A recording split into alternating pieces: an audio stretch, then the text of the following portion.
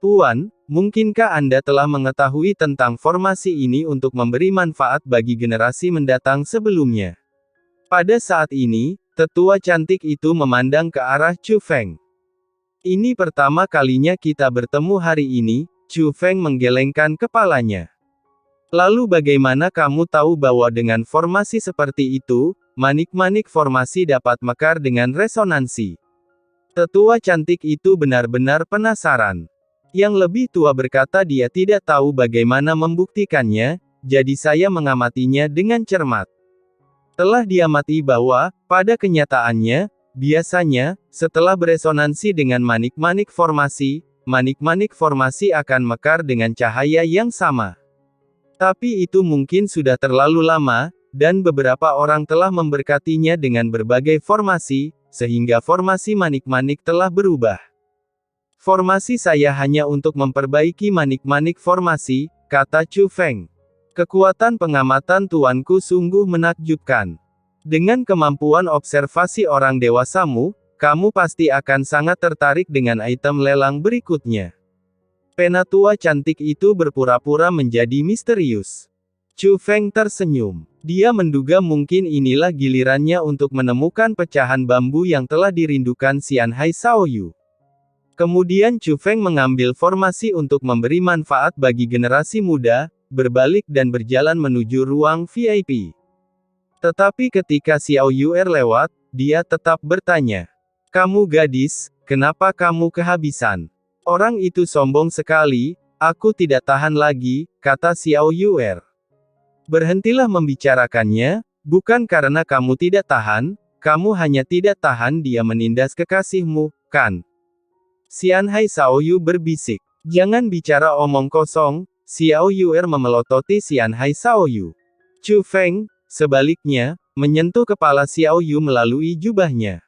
Lain kali hal ini terjadi, jika aku tidak meneleponmu, jangan keluar.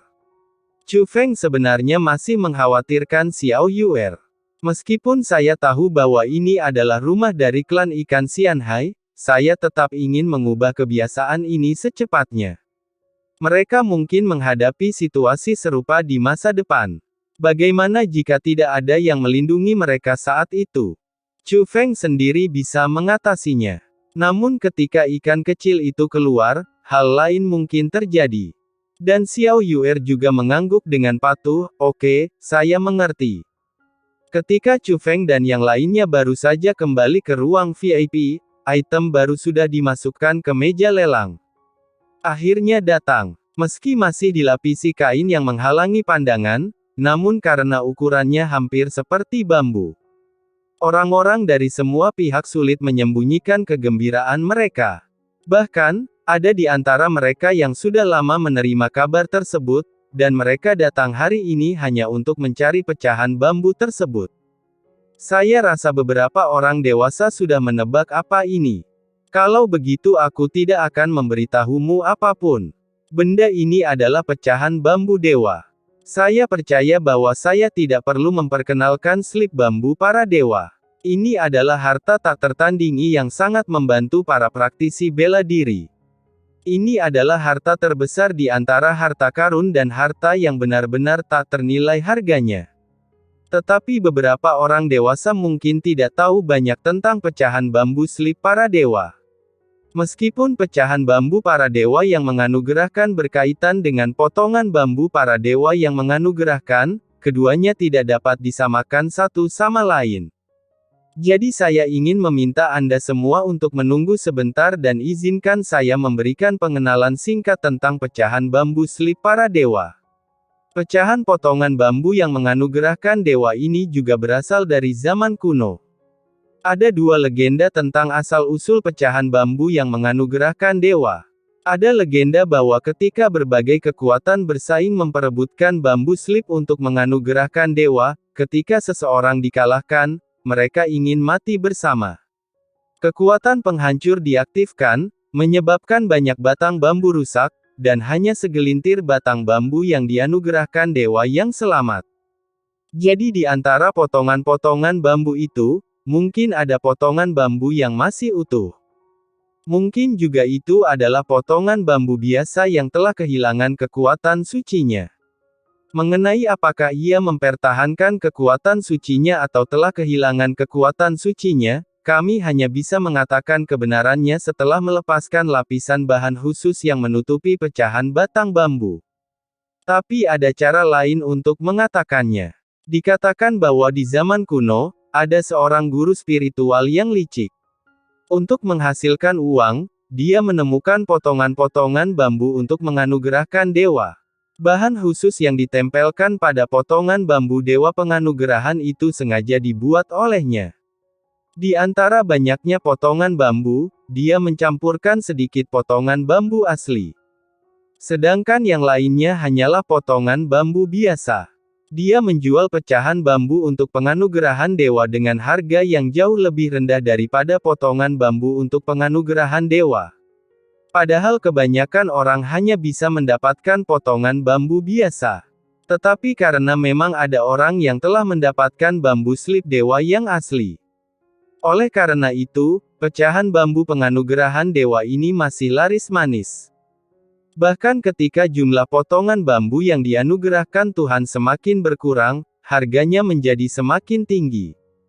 Tentu saja, yang mana dari dua pernyataan itu yang benar?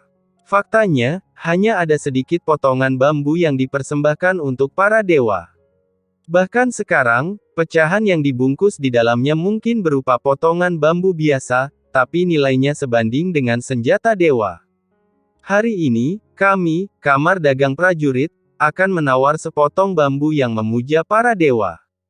Setelah mengatakan ini, tetua cantik itu menurunkan tirai. Orang-orang akhirnya melihat penampakan sebenarnya dari pecahan potongan bambu yang menganugerahkan gelar Tuhan. Itu adalah potongan bambu, tapi tertutup debu. Debu adalah zat khusus yang memiliki kemampuan untuk mengisolasi kekuatan penghalang. Saudara Chu Feng, Xianhai Shaoyu memandang Chu Feng. Biarkan aku melihatnya, Chu Feng segera mulai mengamati dengan cermat. Di saat yang sama, orang-orang dari semua sisi juga mengamati. Namun, merupakan fakta yang diterima secara umum bahwa pecahan bambu yang dianugerahkan Tuhan sulit diidentifikasi. Ini pertaruhan besar, jika Anda kurang beruntung maka Anda akan sial. Jika beruntung dan potongan bambu dewa benar-benar dibongkar, tentu saja itu akan menjadi berkah yang dikumpulkan nenek moyang selama ratusan kehidupan, dan generasi mendatang akan diberkati. Jadi ada yang bertanya langsung tanpa memperhatikan, berapa harga awalnya? Harga awalnya adalah 60 juta batangan kamar dagang Yuanbao, kata sesepuh cantik itu. Apa? 60 juta batangan kamar dagang Yuanbao? Kenapa kamu tidak mengambilnya? Harganya lebih mahal daripada senjata ajaib berkualitas baik. Meski sudah siap mental, namun harganya tetap mengejutkan banyak orang. Bagaimanapun juga, ini adalah bagian dari Dewa Tuhan, bukan sepotong bambu dewa. Dengan harga yang begitu mahal, jika di dalamnya hanya ada potongan bambu biasa, bukankah akan mengorbankan nyawa? Tuanku, saya yakin Anda semua tahu betapa langkanya pecahan bambu dewa yang diberikan sekarang. Meski tidak ada jaminan pasti ada bambu slip dewa di dalamnya, namun pecahan bambu slip dewa itu asli. Sejujurnya, Presiden kita menerima ini dengan 80 juta kamar dagang Yuanbao. Harga saat ini sudah merupakan penjualan api, kata sesepuh cantik itu.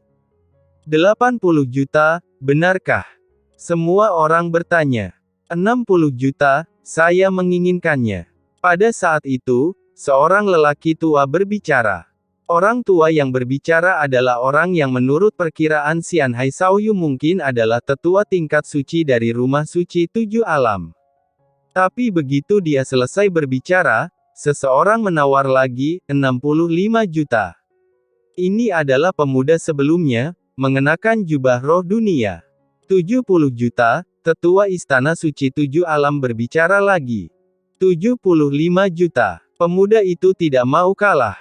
60 juta sudah berada di luar jangkauan penerimaan banyak orang, dan 75 juta membuat kebanyakan orang menyerah. Tapi keduanya kaya. Mereka bersaing satu sama lain, dan tak lama kemudian harganya dinaikkan menjadi 100 juta. Itu adalah tetua dari rumah suci 7 alam yang berteriak. 101 juta. Namun pemuda itu menawar lagi. Pada saat ini, tetua dari rumah suci 7 alam juga terdiam. Di ruang VIP tempat lelaki tua itu berada, ada banyak sosok yang berdiri. Mereka semua memang berasal dari Istana Suci 7 Alam. Siapa mereka? Mereka berani merampok kita. Melihat pihak lain terus menaikkan harga, para tetua dari Rumah Suci 7 Alam sangat tidak senang. Tidak apa-apa, pecahannya penuh dengan hal yang tidak diketahui, dan 100 juta sudah melebihi nilainya. Bagaimanapun, ada kemungkinan besar bahwa itu bukanlah bambu slip dewa yang asli. Jika dia menginginkannya, biarkan dia mengambilnya. Kata lelaki tua dari Rumah Suci 7 Alam. Begitu dia mengatakan ini, para tetua lainnya juga tutup mulut. Ternyata lelaki tua ini benar-benar salah satu dari 36 tetua tingkat suci dari Rumah Suci 7 Alam, Jie Fengye. Namun saat ini, suara lain terdengar. 200 juta.